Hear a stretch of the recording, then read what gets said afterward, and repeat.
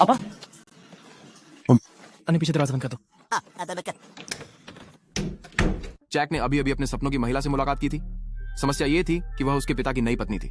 Jack इतना ईर्ष्यालु था कि वह खुद को मुश्किल से नियंत्रित कर पा रहा था। उसे हमेशा लगता था कि उसकी सौतेली माँ उसे गुप्त संकेत भेज रही है। एक पारिवारिक सभा में उसने जैक के साथ असामान्य देखभाल से व्यवहार किया। लंबे समय बाद पहली बार जैक ने गर्मजोशी महसूस की। एक भावना जो उसने पहले कभी अनुभव नहीं की थी, धीरे धीरे उसके अंदर उठी। उसकी सौतेली माँ सबके सामने एक अन्य आदमी के साथ करीब से बातें कर रही थी। जैक के पिता गुस्से में फट पड़े। बूढ़ा आदमी अपनी नई पत्नी को एक दर्दनाक सबक सिखाने के लिए तैयार था। जैक वहां खड़ा होकर यह सब नहीं देख सकता था। वह दौड़कर गया और अपने पिता को रोक दिया। अगले दिन जैक अपनी सौतेली माँ से मिलने गया। उसने उससे बूढ़े आदमी को छोड़ने की विनती की, लेकिन उसने इसे बिल्कुल भी गंभीरता से नहीं लिया। इसके बजाय उसने जैक से उसे एक बार में ले जाने के लिए कहा। कुछ पेग के बाद माहौल खतरनाक होने लगा। उनका रिश्ता उस सीमा को पार कर गया जिसे कभी पार नहीं करना चाहिए था। उस पल से जैक अपनी सौतेली माँ के प्रति पूरी तरह से जुनूनी हो गया। उनके बीच में खड़ा एकमात्र व्यक्ति जैक का पिता था।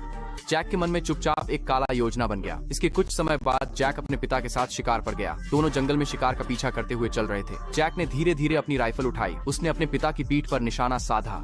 वह झिंझका। आखिरी क्षण में जैक अभी भी ट्रिगर नहीं खींच सका, लेकिन अगली रात जब जैक घर में दाखिल हुआ तो वह ठिठक गया। उसके पिता फर्श पर पड़े थे।